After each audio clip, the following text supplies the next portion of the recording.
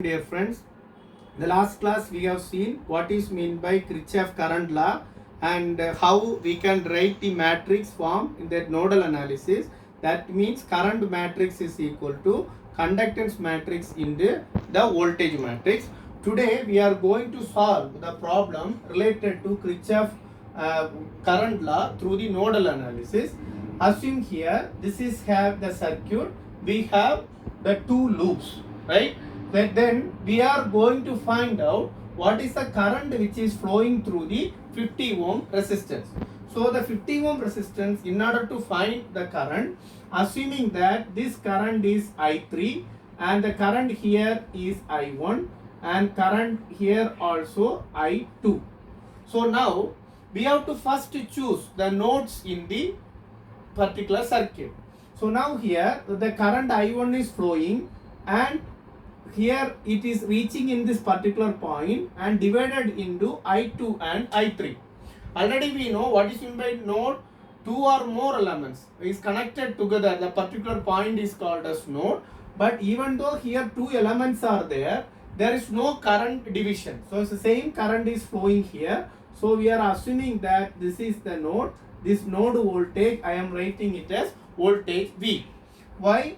We are not writing V1 and V2 etc. The reason behind this is we have only one node only. The node voltage is V, right? So now we are going to find out what is the current which is flowing through this I3, this 50 ohm. So now if you see this two circuit, 40 ohm and 20 ohm are connected in series. So we can combinedly write 40 plus 20, that is 60 ohm here. 60 ohm resistance here. Similarly, this 60 ohm and 50 ohm, these two are in series. So that we can write combinedly 60 plus 50, 110 ohm. Okay, 110 ohm. So now we are going to find out the current which is flowing through the 50 ohm. So current is I3, right? 50 ohm I3.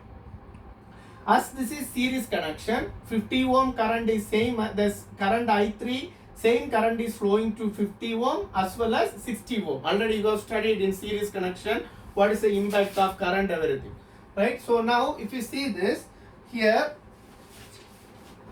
we can see here what is mean by this. We are going to write the Kirchhoff current law.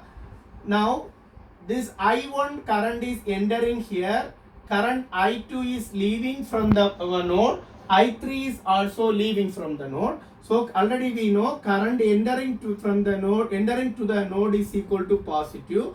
Current leaving is minus I2 minus I3 is equal to 0. So this is what we will write the equation. Already we have done this, right? So now what is mean by I1? I1 is nothing but current which is flowing through this circuit, right?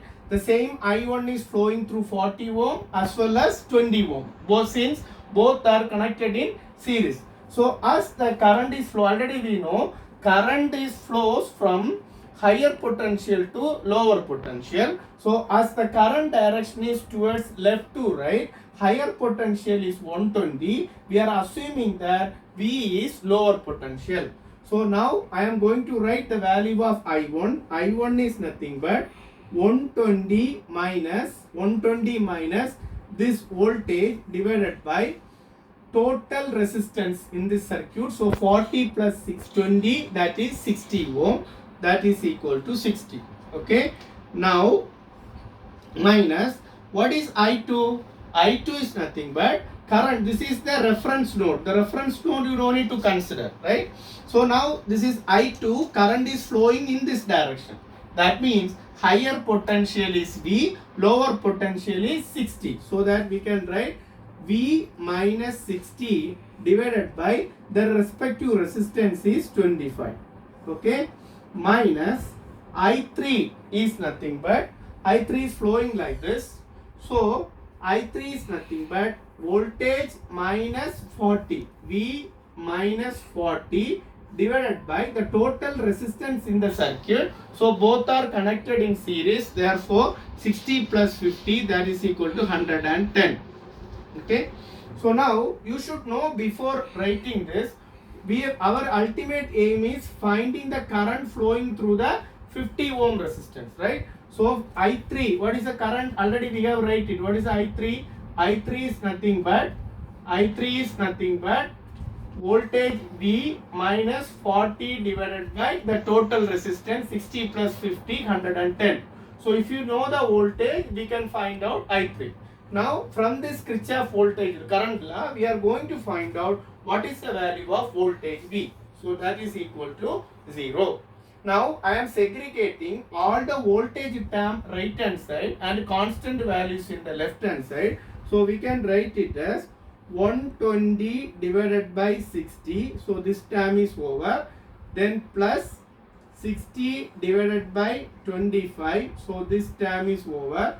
Then another one plus 40 divided by 110. Okay, that is equal to minus V by 60, minus V by 60 right hand side plus V by 60. Here minus V by 25 right hand side V by 25. Similarly minus V by 110 right hand side V by 110. So we can write V by 60 plus V by 25 plus V by 110. Okay, 110. So now this 60 2 into 60 is equal to 120. Already I have calculated those values. Just I am writing here 2 plus 2.4 plus 0.36 is equal to, the voltage is common, so 1 by 60 we can 1 by 60 is nothing but 0.009 plus 1 by 25 0.04 plus 0.0167. Okay, so from this we can calculate this, this is the value is 4.76 is equal to voltage into the total value is nothing but 0.0657. So from this voltage V is equal to 4.76 divided by 0.00657. The 657, that is equal to 72 volt. So this is the voltage, node voltage 72 volt. 72 volt. So now we are going to find out what is the value of I3. So I3 is nothing but V divided by 40 divided by 110. V minus 40 divided by 110. So that is V is 72 already calculated. 40 divided by 110, that is equal to 0.29 amps. So now I3 is approximately 0.3 amps. Current is flowing through. I3 is 0.3 amps. So in our question, we have to find out I3 only. If you want to know I1 and I2, you can calculate I1. I1 is nothing but 120 minus V, 120 minus V divided by the total resistance. Already we have written 60. You can calculate I1. And if you want to calculate I2, you can calculate V minus 40 divided by V minus 40 divided by 110. We can V minus 60 divided by 110.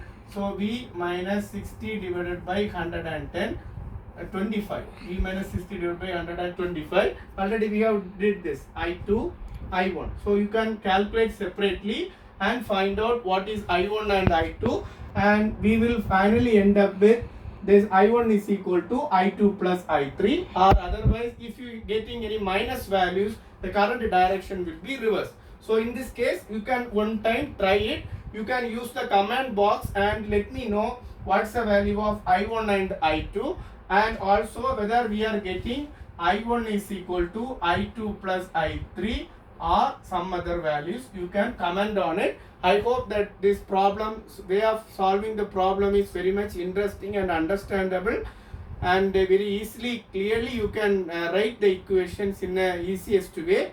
Those who have not subscribed this channel, kindly subscribe. Wish you all the best. Thank you.